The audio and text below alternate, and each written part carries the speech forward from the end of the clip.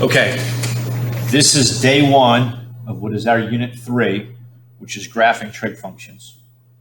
We're going to start off with a demonstration involving the original graph of y is equal to sine of x, identifying its key features, and then as different transformations occur to the equation, what effect does that have on the graph?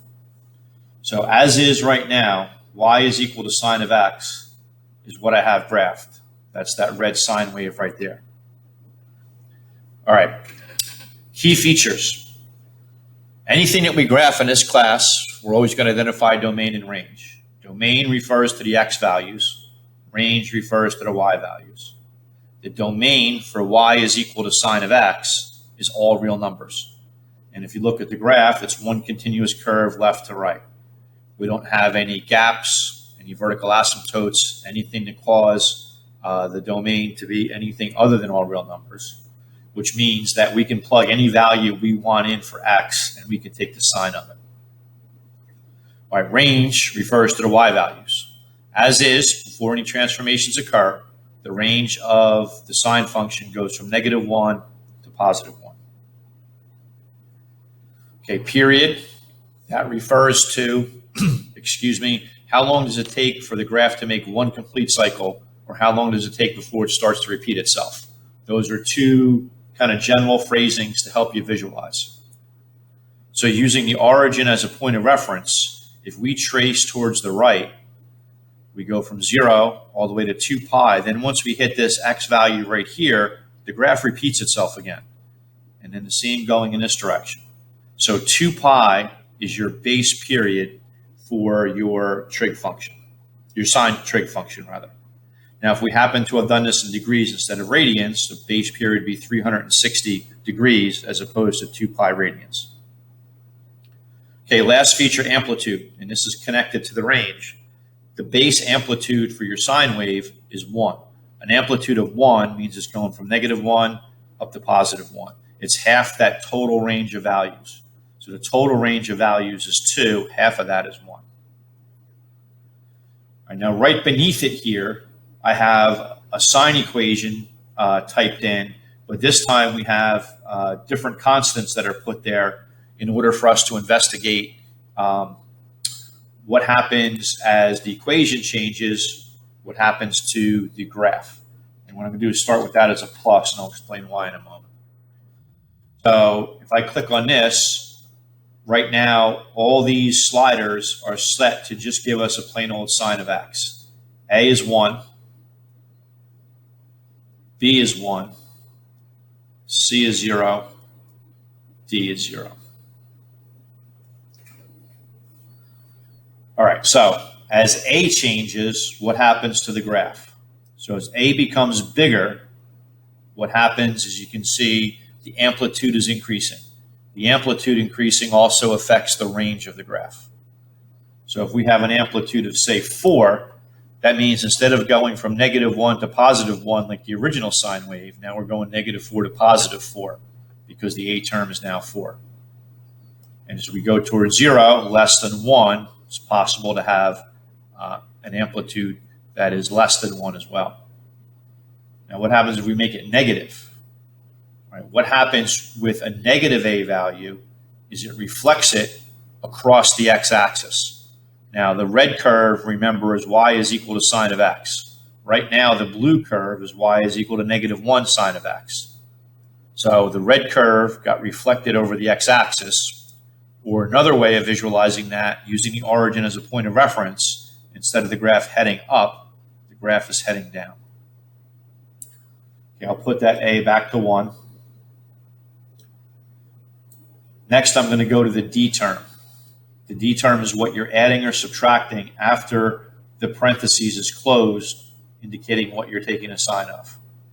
So as I make D bigger, it slides the graph up. As I make D smaller, it slides the graph down. So that D controls the vertical shift. The graph is going to move D units up if it's a plus D, D units down if it's a minus D. Okay, next stop is going to be the B. As B gets bigger, it makes the period smaller.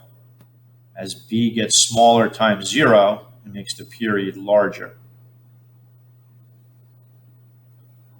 Okay, b as a negative value is not something we're going to be examining at this point. We're going to be saving that for when we get to a couple more advanced topics a little bit later in this unit. For right now, the b is always going to be positive, and the specific rule in terms of how it's affecting the period. Your base period of 2 pi gets divided by the b term. So if I make b 2, the base period of 2 pi gets divided by 2, which gives me a period of pi.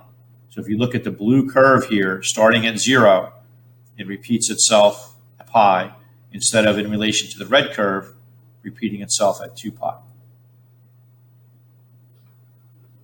right, I'm going to put, actually we'll do one more. Let's put the b to a half.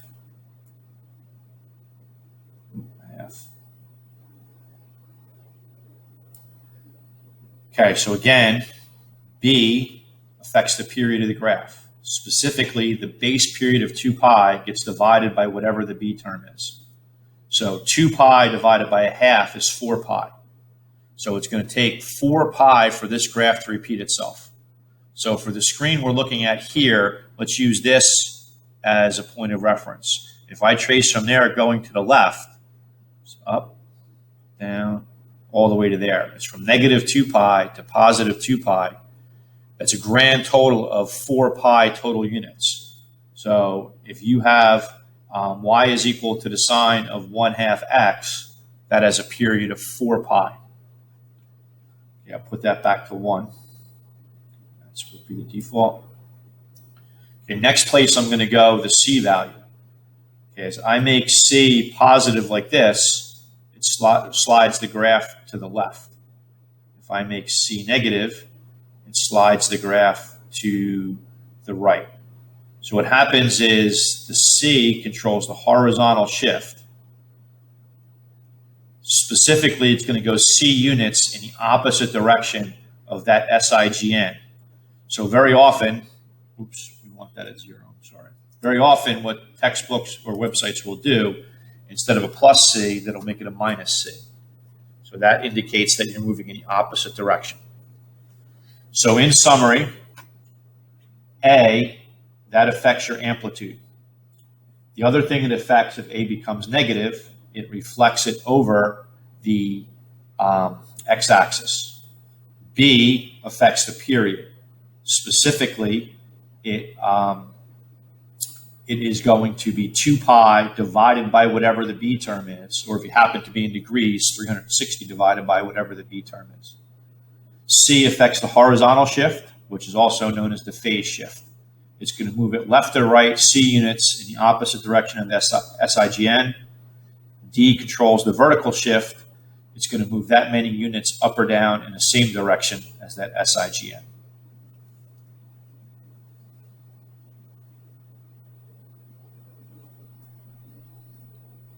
Okay, I think that probably about does it for the first quick little demonstration here of the sine wave. This is part 2 of day 1 of Unit 3. Unit 3 for us is graphing our trig functions. And today we are looking at the base properties of sine and cosine and what happens to the graph as the equation changes. So I'm using Desmos again for this second part. Okay, that black curve up there is the sine of x. That's what we just looked at in the previous video. Now for the red curve, that's y is equal to cosine of x. The properties that we looked at for sine were domain, range, period, and amplitude. Let's compare what we have with sine to what we have with cosine. The domain for sine was all real numbers. Same is true for cosine. Looking at the graph left to right, it's one continuous curve, no gaps, no breaks, no vertical asymptotes, anything like that. The range for sine went from -1 to +1. That is also true for cosine. The period for sine is 2 pi. Using the origin as the point of reference for the sine curve, if we start here and trace along.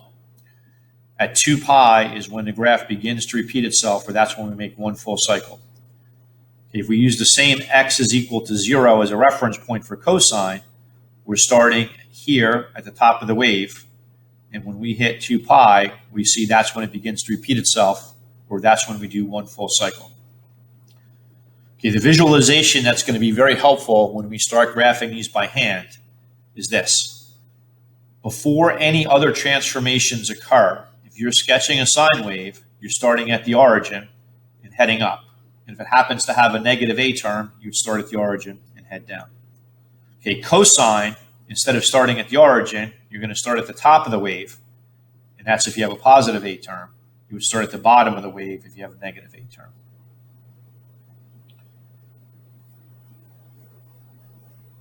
All right, I don't remember whether I mentioned amplitude or not. The amplitude is 1 because it goes from -1 to +1.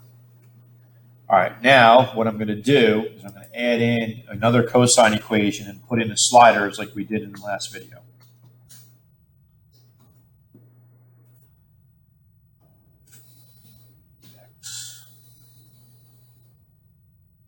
And we're going to do it with the -c to indicate the opposite direction. Plus d, and we'll add all the sliders in. Okay, I'm going to get rid of the sine wave. I'm going to set these to default. So a should be 1, b should be 1, c we want to be 0, d we want to be 0. Okay, the a term with sine, that controlled the amplitude, and it controlled a horizontal flip if the a was negative. So let's see if it appears to do the same thing for cosine. All right, so as I make a bigger like this, the amplitude gets bigger. And as I go closer to 0, the amplitude becomes smaller. And then once a becomes negative, what happens is it reflects it over the x-axis. Put that back to 1. The b term, that affects the period. As b gets larger, the period gets smaller. As b goes closer to 0, the period gets larger, and we're not going to be examining a negative b term just yet. We're going to be saving that for a future lesson. Put that back to 1. The rule that was specific for this with sine was your base period of 2 pi got divided by the b term, and that gave you the new period. The same is going to be true for cosine. If I make the b term 2 pi divided by 2 is pi. So using this as a point of reference, tracing to the right, it takes until, oops, I'm sorry, I'm looking at the wrong curve. Blue curve. Using this as a point of reference, as we trace to the right, it takes pi for it to start to repeat itself. Okay, if b was a fraction, like a half, 2 pi divided by a half is 4 pi. So what I'm going to use as a point of reference is down here. If I start at the bottom of the wave with the 2 pi and trace until it starts to repeat itself, that doesn't happen until -2 pi. So -2 pi to +2 pi, that's a grand total of 4 pi units. Put that back to 1. Okay, the C, that controls the horizontal or the phase shift. Okay, so as I slide that way, slides left, slides right, slides left, back to 0, and it's going in the same direction as I slid here because of the minus up there. If I made that a plus, then it would go in the opposite direction. The D controls the vertical shift. Shift up, shifting down, same direction as the SIGM. All right, I'm going to get rid of the original cosine here and look at a variation in terms of notation. I'm going to get rid of the A. With nothing there, it's understood to be just plain 1. Actually, I don't need the sliders either.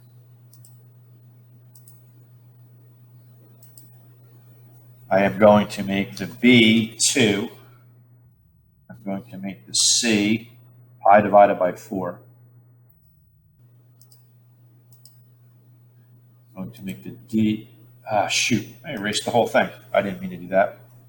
Y is equal to cosine 2x minus I divided by 4, close parentheses.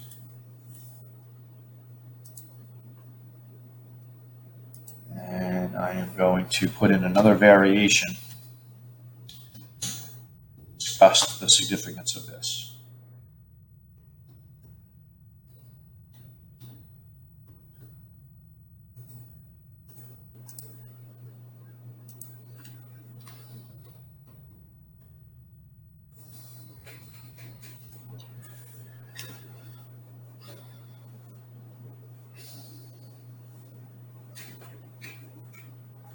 All right, you know what? We probably need a plane cosine equation in here as a comparison. Let me turn this one off and leave that one on. Which one do we want? Let's turn them both off. Okay. So that purple graph right there is your plain old y is equal to cosine of x. I have two variations or two transformations typed in here. The one that we looked at first was this form right here.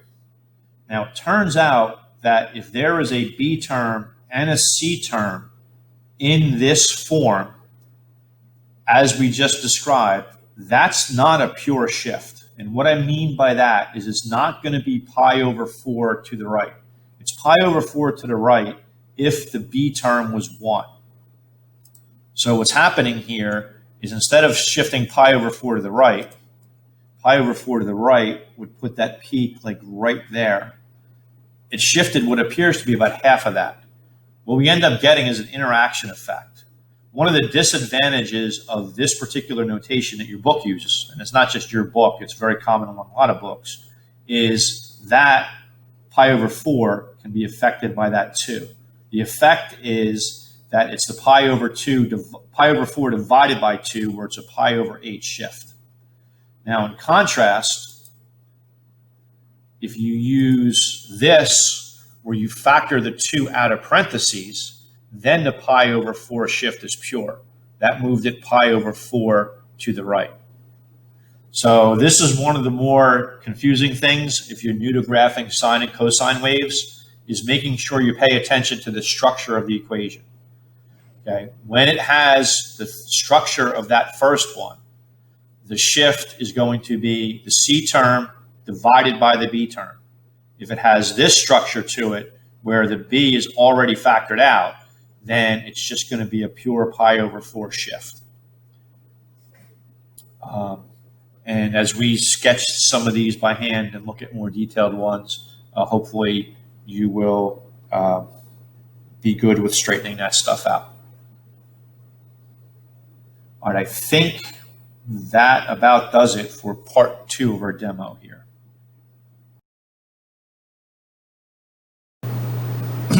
Okay, this is part 3 of day 1, talking about sine and cosine. This note sheet summarizes the important things that were just demonstrated in the 2 parts of the previous video. Okay, key features. Y is equal to sine of x, y is equal to cosine of x. Domain for both of them is all real numbers. Range for both of them, -1 to +1. Period for both of them. In degrees, it would be 360. Radians would be 2 pi. We're not going to do much graphing in degrees. We're going to be very much the majority of graphing in radians. Amplitude is 1. In terms of their visual impression, you can see that they both look very similar. The key difference is with sine, we're starting at the origin heading up. Cosine, we're starting at the top of the wave and heading down, using x is equal to 0 as our point of reference. Okay, there are 2 algebraic structures that are most commonly seen in trig textbooks and on trig websites. Your book uses this type right here. It's also very common to see this type right here. Okay, regardless of which of the 2 types you're using, the stuff that's the same. The A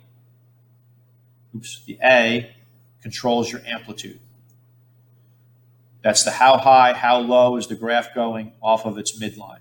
Okay, the amplitude is always an absolute value, and that's a note to be careful of don't make that kind of mistake on a quiz or test. If A happens to be negative, what it does is it takes that graph and flips it over the x-axis. Okay, the visual that you're going to be using most of the time to help you sort that out, if you're graphing a sine wave and it's got a negative A term, usually you're heading it down like this. If it's a cosine and you're graphing the equation with negative A term, you start at the bottom of the wave and head up.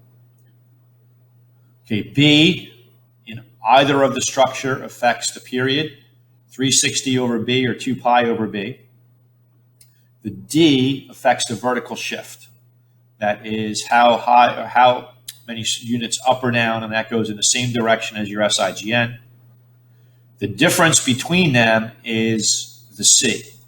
Okay, if the B term is 1, then that's a pure C shift. As soon as that B is something other than 1, when it's in this algebraic form, you have to divide the C by the B term in order to get the horizontal shift. If it's written in this form with a B already factored out of parentheses, then it's always just a plain C shift. And the minus indicates the opposite direction of that SIGN. So a positive C value slides it to the left, a negative C value slides it to the right.